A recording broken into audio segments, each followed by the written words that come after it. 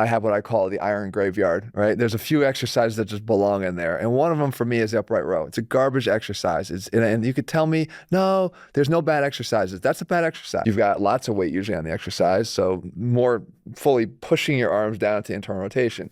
The funny thing about that is that position is literally the test as a physical therapist that we would put somebody in to try to see if they have impingement in their shoulder. We would put them in this position, push down. If it gets a lot of pain in there, likely something's getting pinched, supraspinatus tendon, something. I don't care if you haven't gotten hurt this time, but ultimately doing it over and over and over again can potentially cause a problem down the road. Yeah, so all these claims about shoulder impingement have been pretty much debunked by evidence-based physical therapists who are actually familiar with current bodies of research. Basically, what happened was this dude, Charles Neer, in the 1970s, who was a surgeon, proposed this mechanism for shoulder pain based on observations he made in his patients. And people for years just took this idea and kind of ran with it, though there was never any really strong evidence to support the idea in randomized controlled trials in actual people. In 2011, this paper was released, which basically suggested something similar. Don't do upright rows because they lead to shoulder impingement. Lucky for us humans, we have this meta-analysis that has looked at over 1,000 participants in over 13 clinical trials. What they found was that the surgeries, which were meant to increase the subacromial space, this space right here, which is the supposed mechanism of injury in an upright row, those surgeries had no positive effects relative to placebo equivalents, meaning where nothing was actually done. In other words, the very thing that supposedly would decrease the pain and improve the functional outcome of the patient showed no clinically significant differences between them and the patients who just had the placebo surgery. Now, all that even aside, we literally have no direct